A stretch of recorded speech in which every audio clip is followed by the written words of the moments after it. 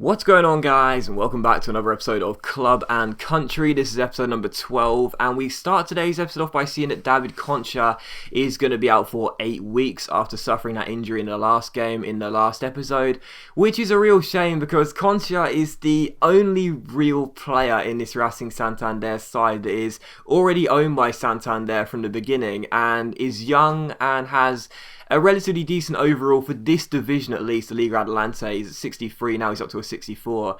He's only 18 years old. I've got confidence that his potential will be maybe low to mid 70s, possibly high 70s at the very best, but something which is good enough to at least be a squad player later on down the line. So to see him get injured is kind of a shame. But here is a squad report anyway as we start the episode off. Reminder, squad reports are shown at the start of every single in-game calendar month. So right now we're sort of showing one per episode, which is kind of good. Because of course this series is all about progression, so you can see how the players are developing. And also here's the league table as well. 13 games to go. We are in second place. We are 6 points behind Valladolid, the league leaders. And it's been a superb season so far. I can't see us failing to get anywhere lower than 6th place, which is the final playoff position. So yeah, it's been incredible. We do indeed take on Valladolid for the first game of today's episode, and yes, I know I'm probably pronouncing this name wrong, but still, as we take them on, this is, as you can tell by the title, the really big title clash, and I put capitals in really big because it is really big. It may not seem like it, but it's a massive game for us. It's the biggest game of the remainder of the season in the Liga Adelante. 6 points separating us. Now, a reminder that the league table in the Liga Adelante, the Segunda Division, is done on head-to-head record and then goal difference. So it goes points, head-to-head record, then goal difference for positions in the table. So basically, we are 6 points behind, but because we've beaten Real Valladolid at home, it means that if we can beat them here as well, we'll have a better head-to-head record guarantee come the end of the season. So just want to clear that up for those who don't know, because I have seen some comments saying, how are you ahead of this team when you're on the same amount of points and they've got a better goal difference? So there you go. Still, we take them one away from home here. It is a really big title clash. We would have to make some changes to our usual first 11 due to fitness reasons, which is never nice, but still a very strong side. And the home team would have the first chance as the league leaders almost take the lead. The shot there hitting the side net and then going out for a goal kick there, and from the corner in 24th minute it's Alfaro who crosses the ball into the centre, and Oscar goes for the header. Our goalkeeper goes to punch it, doesn't get anywhere near it, and in the end it's turned in, and that was such a scrappy goal. I mean, I sold Raul Fernandez, our goalkeeper, who was really good for us, and Mario Fernandez, the goalkeeper who's come in, has a similar overall, but he's not really anywhere near as good, and he made a mistake there, and it's what cost us the goal. So Valladolid are in front in this game, but in the 45th minute on the stroke of half time, Sergio Buenacasa, the man on loan from Juventus, continues his very good season in terms of goals scored by making it 1-1 and giving us the equaliser just before we went into the half-time team talk. So it was a lovely goal by Buenacasa as well. You see, there's no need for shot power or just, levering it into the near post. Just places the ball into the bottom corner,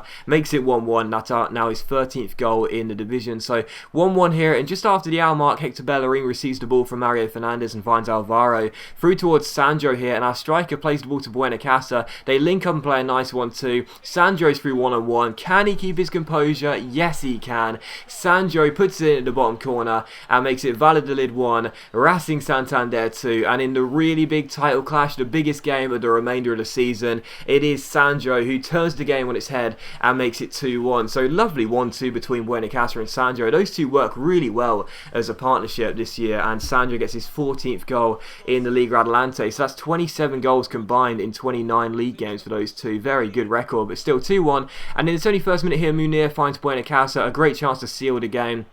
Buenacasa down the left-hand side, cuts inside and shoots, but the shot is well saved by the goalkeeper and turned behind for a corner, so really should have finished that counter-attack there, but the goalkeeper made the save. But still 2-1, and in the 39th minute, as Valladolid push too many bodies forward here, we get the ball away. Sandro rounds the last man and doesn't have too much pace, but he's got enough to keep hold of the ball and get past Rubio. He rounds the goalkeeper with a fake shot, puts it into the empty net and makes it Valladolid 1, Racing Santander 3. So 2 goals for Sandro, 1 for Buenacasa. So the team celebrate because, again, it may not seem like it, and I do know that this year the games aren't going to be that interesting. I totally get that, but this is a really big game for us. So when I was playing this game, I was really tense and really nervous, but to make it 3-1 after going 1 goal behind in the first half was a really good show of determination to come back, and to be leading with 6 minutes to go by 2 goals was really good. But they would cut the gap to just 1 goal in this game. They put the ball in there with 5 minutes to go, just over 5 minutes to go there. The The goalkeeper Mario Fernandes, again, not really doing very well. I'm not going to say I regret selling Raul Fernandes because the deal we got for him was really good, but the replacement Mario Fernandes, who I thought would be really good for us, just hasn't really worked out so far. But still, 3-2 was the final score, so despite our goalkeeper making a couple of mistakes in my opinion, we did manage to hold on and get the win. So pleased with that because it does keep us in the hunt for the title. We are only 3 points behind now, and a reminder, of course, because of the head-to-head record, it means that if we do finish level on points, we will guarantee to finish above them. So obviously really happy with that, and I think it really puts us beyond reasonable doubt now in terms of qualifying for at least a playoff place come the end of the season. I don't think there's any doubt in our minds now that we've at least guaranteed a top 6 finish. But still, we took on Sabadell for the following game here, and I did decide to simulate it. Again, I don't really want to simulate too many games, but as the season is into its second half and we are performing so well, these games I don't really mind simulating too much because they're not really that interesting. And of course, as we are, so high up in the table, I always fancy our chances of winning it. However, ironically, we did actually draw that game 1 goal each despite taking the lead, so maybe I should have played it in the end, but still, a point is not too bad, and we would take that. We took on Zaragoza for the second game of today's episode, or the third game in total, but the second played game away from home, and we played Zaragoza in one of the first games of the season, and I said that this would be a really decent team for us to face, and they'd be really up the top end of the table, but they're in 11th place, so a mid-table position.